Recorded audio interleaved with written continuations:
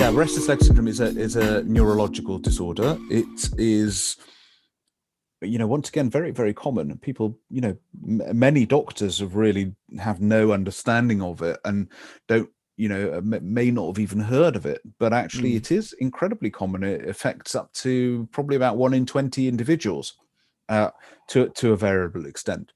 So in this neurological disorder, people typically complain of an urge to move, and it's usually the legs, but not invariably so. And that urge to move is often accompanied with some unpleasant sensations. So an aching or a tingling or a buzzing, or occasionally people complain of pain or insects under the skin. And when they move, then it gives them a little bit of relief from those sensations. Now, the problem is that one of the other aspects of restless leg syndrome is that it's under circadian control, by which I mean that it tends to come on in the evening and at night time, which is exactly the time when you want to try and be keeping still to try and get off to sleep. And when you keep still, that sensation, that urge to move, and those unpleasant sensations tend to build and build and build, so that people with RLS often have great difficulty getting off to sleep. And the other unfortunate aspect to this is that it's often related to frequent leg kicking or twitching once you are asleep, which also disrupts your sleep once you are asleep.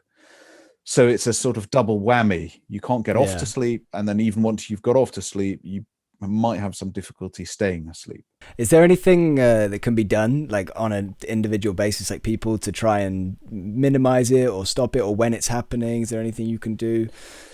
So there are a number of different reasons why people might have restless leg syndrome. As you described, many people with RLS have got a family history of RLS, and there have been a number of genes that have been identified that increase your susceptibility to it. So for many people, it is primarily genetic, but it can also be related to other conditions. So iron deficiency is a very common precipitant of restless leg syndrome. There are certain drugs that we know are very good at precipitating RLS, and pregnancy is another very common cause. Now, part of that is related to iron, because iron stores go down when you're pregnant. Some of it is hormonal as well. So the first step is really to try and understand why you might have RLS, and to see whether or not any of those underlying causes are readily reversible in you. Yeah. The other thing that you can do is we know that alcohol, nicotine, caffeine, all of those can exacerbate RLS. And if that's the case for you, then obviously there's something very clear that you can do about it.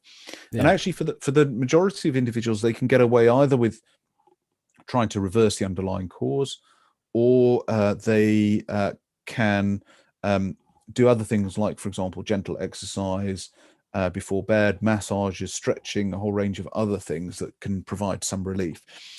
In the minority, however, in about 15% of people with RLS, they do need treatment, and there are a number of different drug-based treatments that we can prescribe.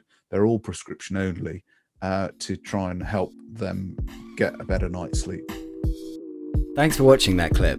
If you enjoyed it, please subscribe and check out the full episode. All links are in the description. Be nice, be happy, be cool.